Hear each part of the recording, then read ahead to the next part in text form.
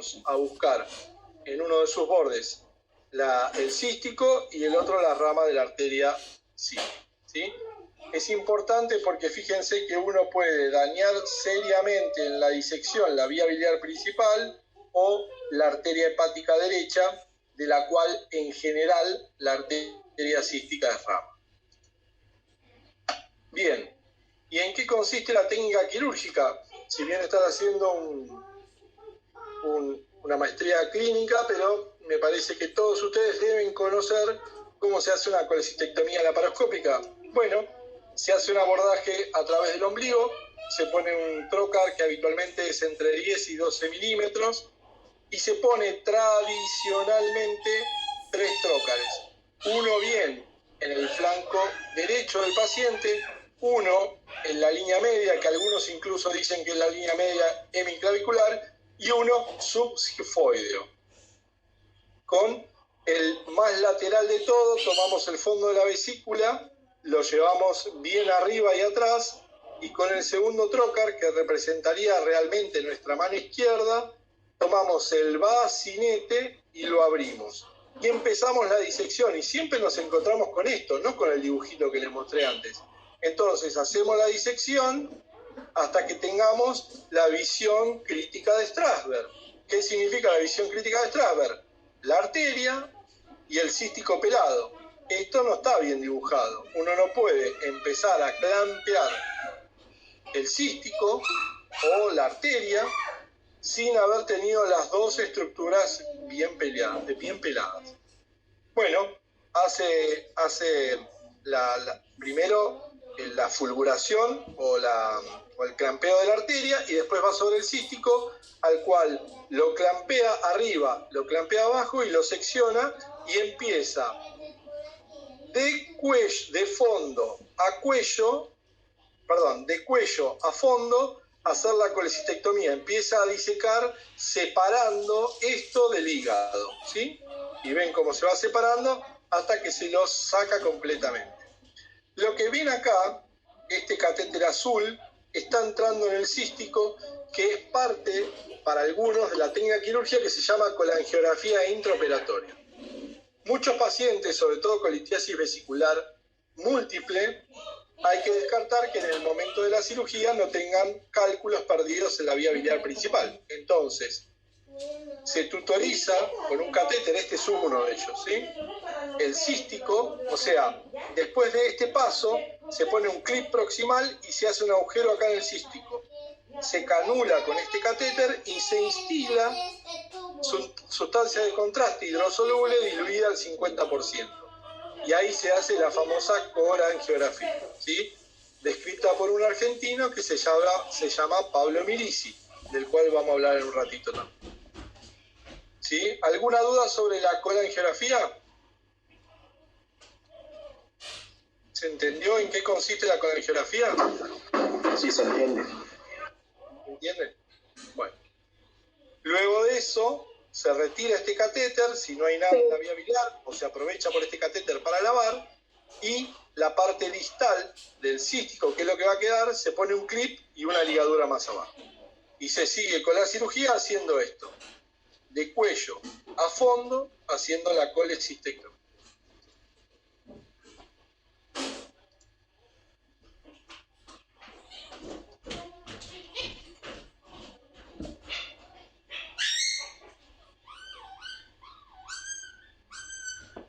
Bien, lo que ahora faltaba es que no responde el pasaje de la presentación.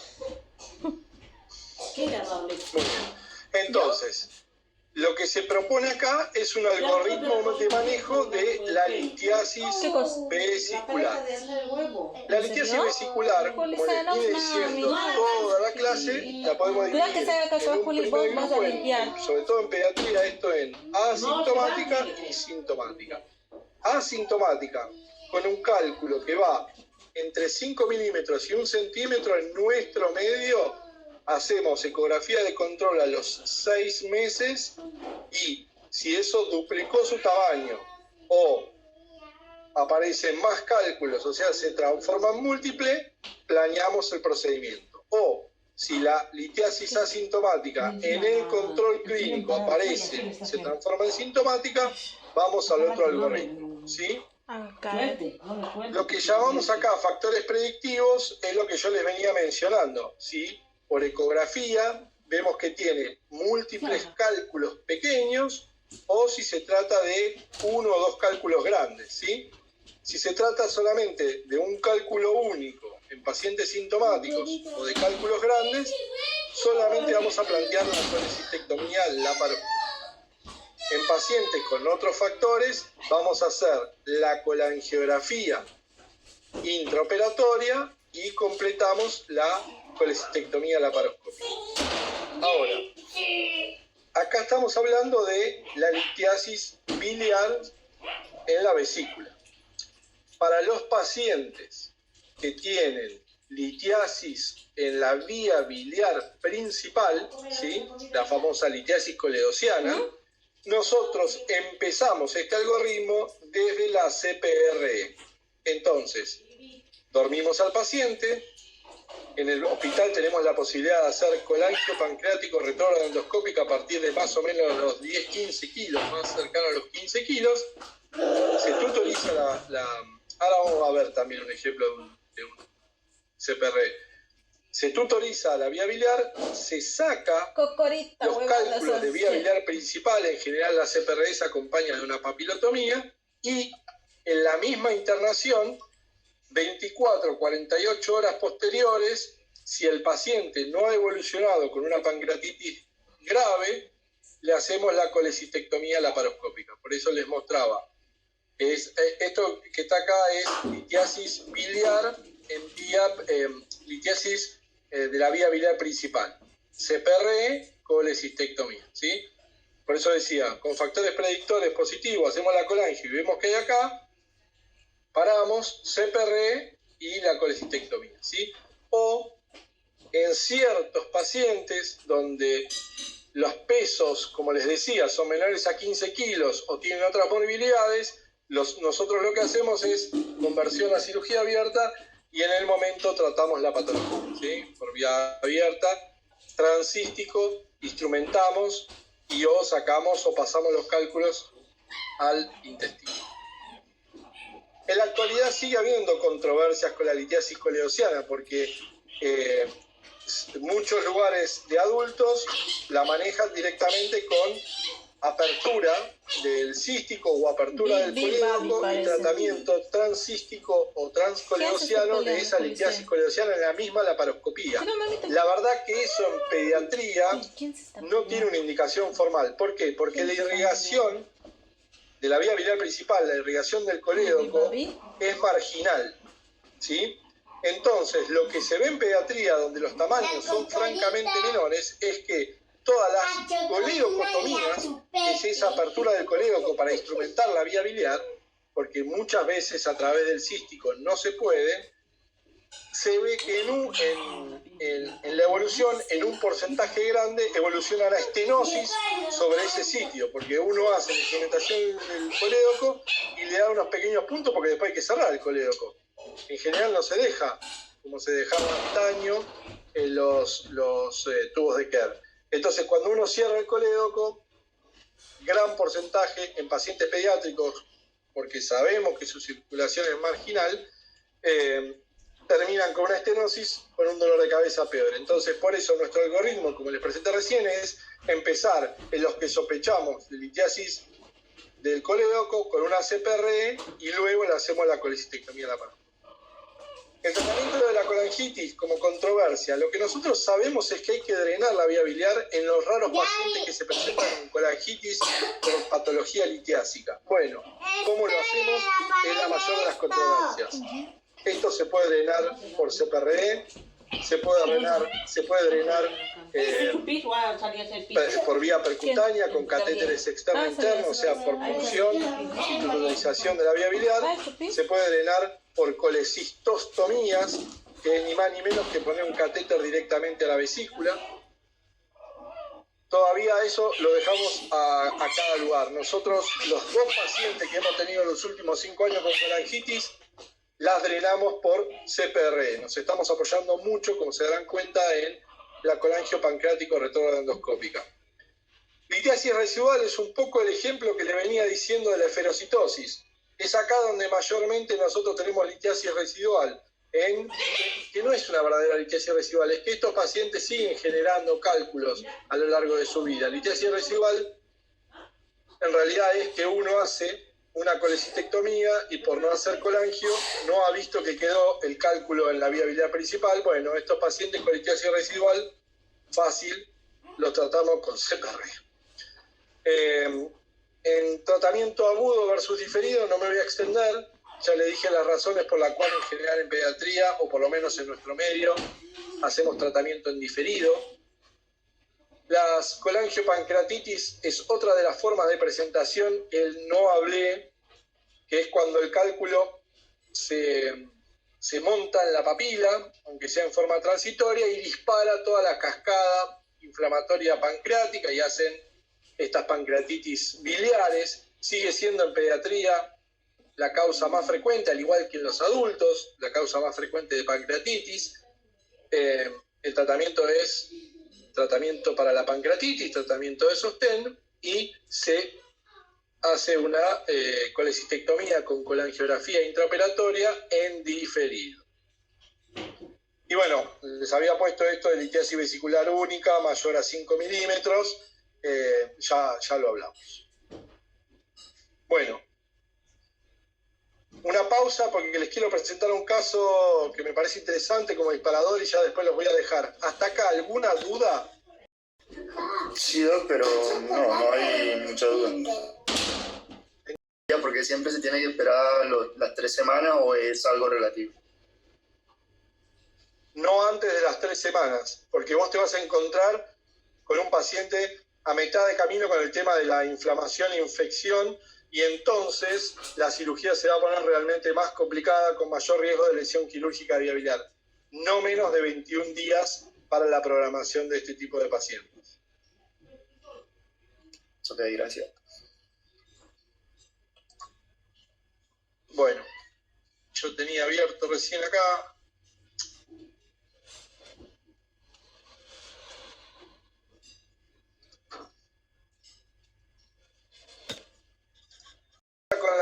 Lo que les quería mostrar. La econdoscopía forma parte hoy del algoritmo diagnóstico.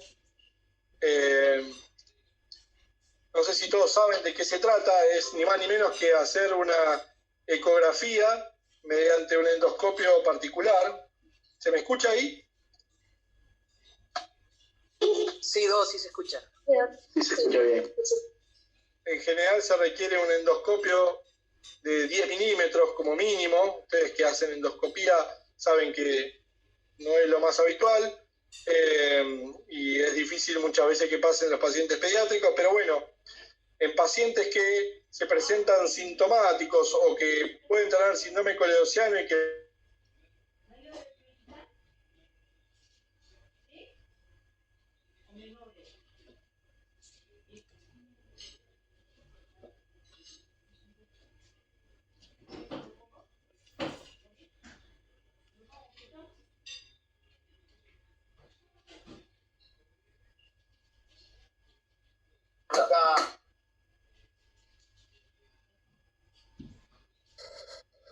¿me escuchan?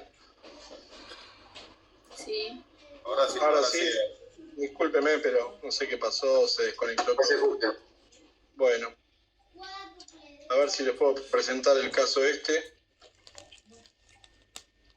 Si me deja.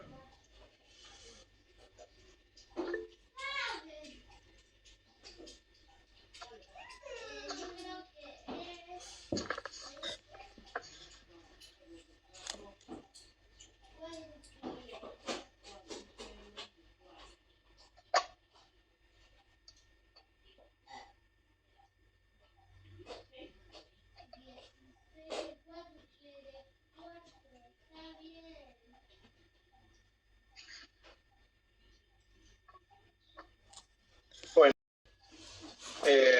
tiene una epilepsia refractaria que requiere las medicaciones que ustedes ven ahí, el valproico, el levetiracetam. Tiene una cuadriparesia espástica, se ha utilizado en varias oportunidades toxina botulínica, tiene deformidades en la columna espinal. En el año 2011 le hicimos una gastrostomía más Nissen, después lo operamos de plastroma pendicular. La verdad que lo queremos mucho. Acompañamos a los neurocirujanos cuando le pusieron una bomba de baclofeno para disminuir su espasticidad. Y en octubre del año de hace 2 años, encima hace una neumonía con derrame, que le hacemos una videotoracoscopía, lo drenamos, se le retira el tubo de tórax, se le hace una placa de control y el paciente, antes de irse de alta, en todo este periodo infeccioso inflamatorio, empieza con ictericia y alteración del hepatograma. Tiene, no sé si llegan a ver bien ahí el hepatograma, pero lo llegamos a tener con una gamma GT de 1900, ¿sí? Con una milasemia normal, una lipacemia normal. Recordemos que la signo-sintomatología de nuestro querido paciente no es tan florida porque es un ECNE profundo, pero fíjense el gran compromiso del hepatograma. Tenía una colestasis con 7,14 de bilirrubina total, 3,51 de directa, alteración de la GOT y de la GPT, siempre manteniendo el tema de la albúmina y del TP, o sea, la función hepática por el resto la mantenía. La suficiencia hepática la mantenía. Pero ha llegado a tener en esa internación 14 de bilirrubina total. Entonces, después de que salió de la supuración pleuropulmonar y comienza con esta colestasis, le pedimos una ecografía. La ecografía nos muestra una vesícula distendida, pero de pared fina, con abundante barro biliar, una entidad que muchas veces los cirujanos no queremos escuchar del barrio biliar, es o no cálculo, pero bueno. La vía biliar intrahepática se hacía visible y tenía un conducto hepático común dilatado con 6,5 milímetros. O sea, no el colédoco, el hepático común, y no se podía visualizar el colédoco, ¿sí? Todo esto que está acá es la vesícula hidrópica y la vía biliar dilatada. Bueno, con todo esto, en el contexto de la internación, a nuestro pobre paciente le hacemos o le solicitamos una econdoscopía, como decía el compañero. Pero ¿por qué no le pedimos otra cosa de inicio a este paciente? ¿Qué hubieran hecho ustedes antes de la econdoscopía? Perdón, ¿me escuchan? ¿Colágeno? ¿Cómo? ¿Cómo? ¿Me escuchan? Pero ¿qué le pedirían? ¿Por qué yo salto de una ecografía a una econdoscopía? Procedimiento que requiere hacerlo con anestesia. ¿Por qué no una colangioresonancia? ¿Por qué no una colangioresonancia? Exacto. Porque el paciente, entre las múltiples cosas que pobre tiene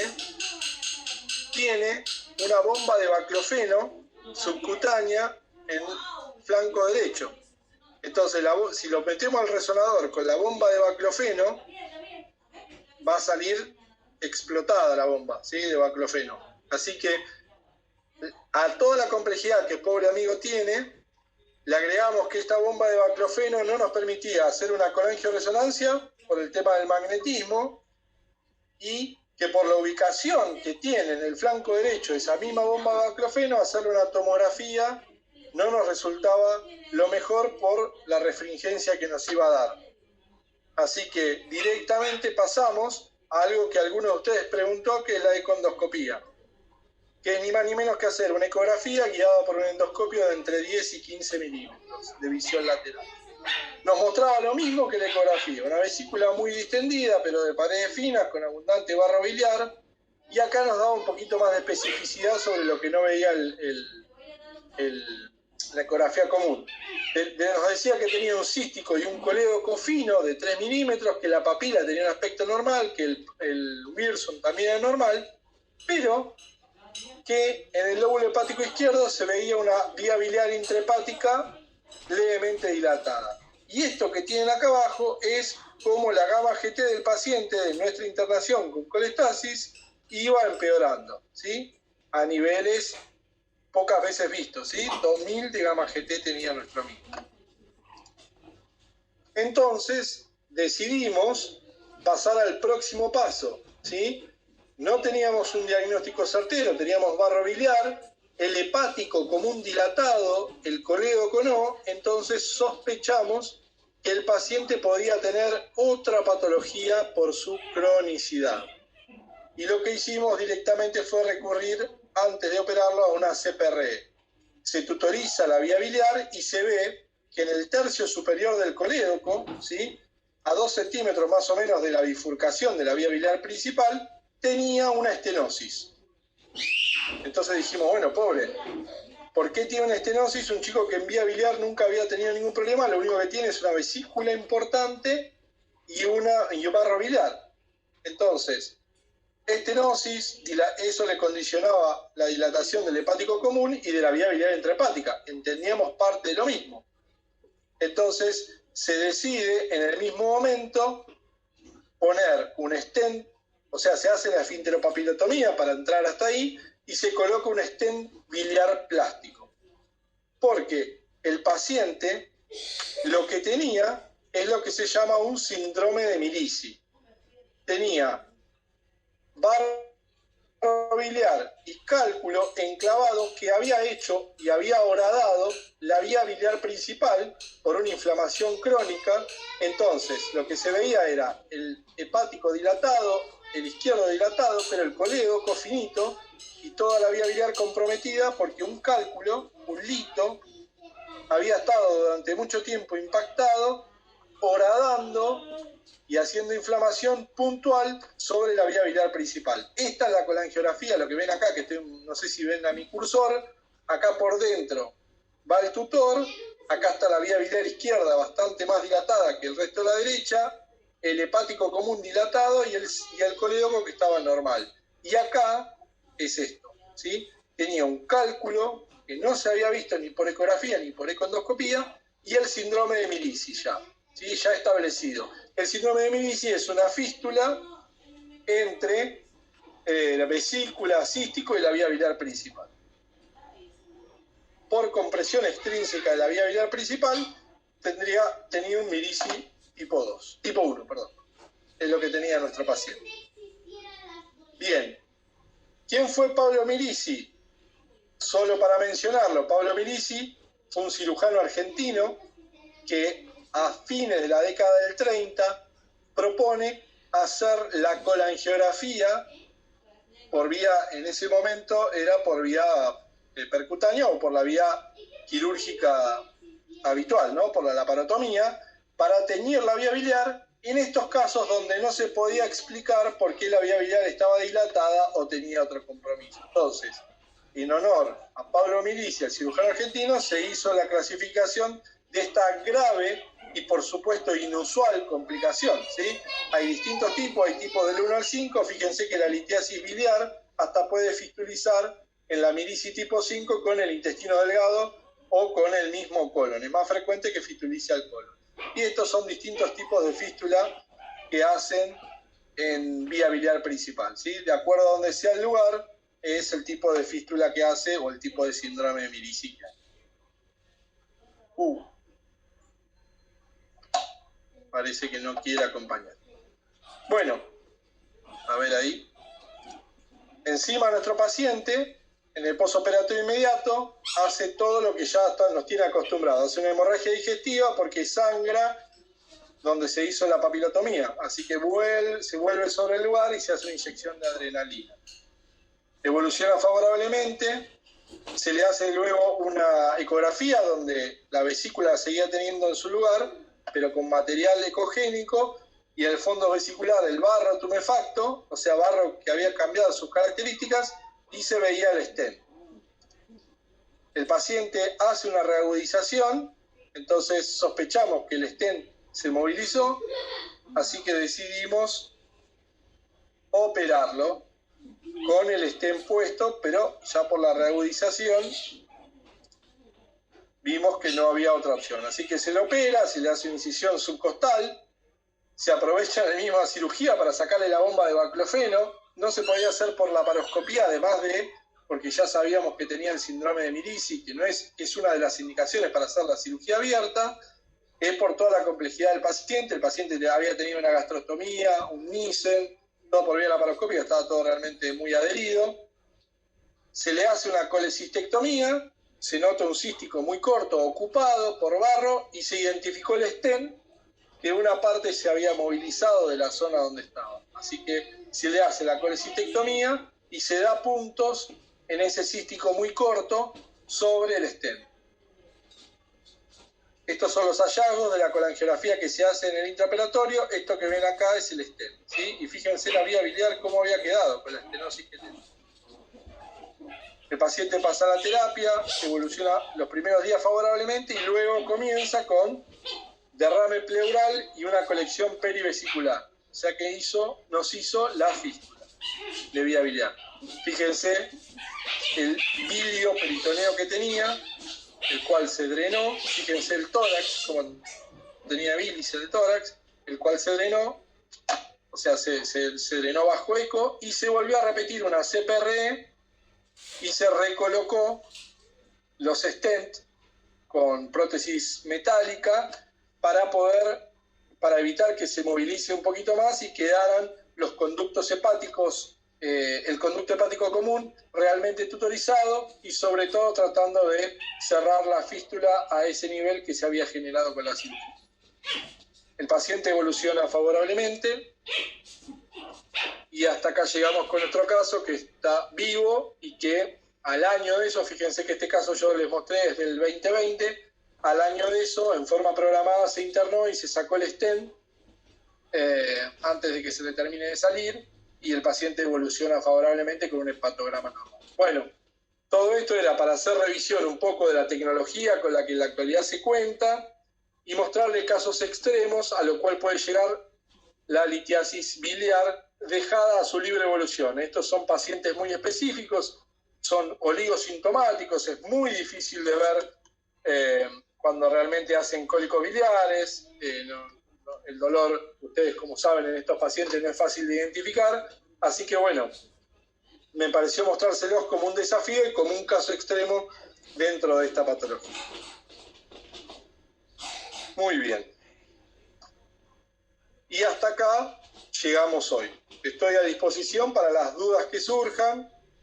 Las clases se las voy a andar colgando entre hoy y mañana, no solo la de litiasis biliar, sino las que dimos hace unas 2 semanas de atresia de vías biliares y tumores hepáticos. Bueno, ¿alguien tiene alguna pregunta, algo que quiera compartir?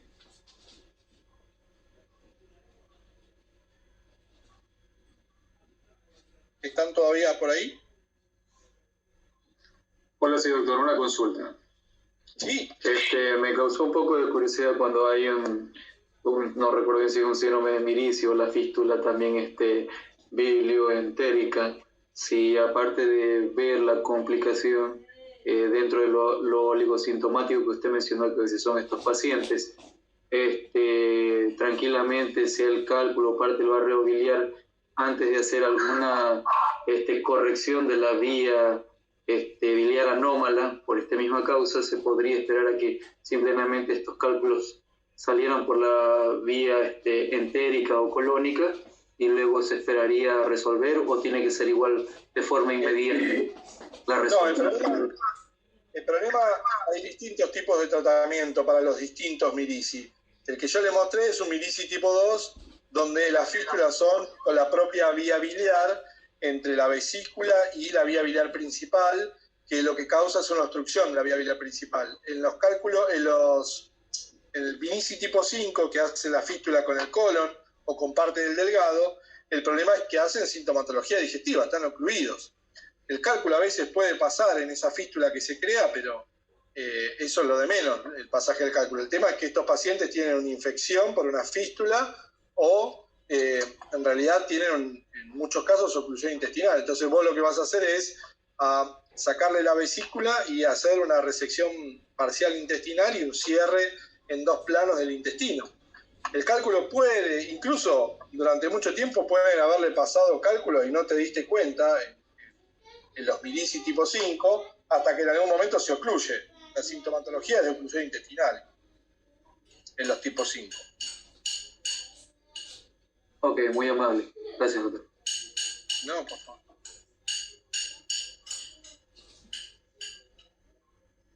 ¿Alguien más? ¿Les quedó claro lo de la econdoscopía, de cuándo recurrir a la colangioreso?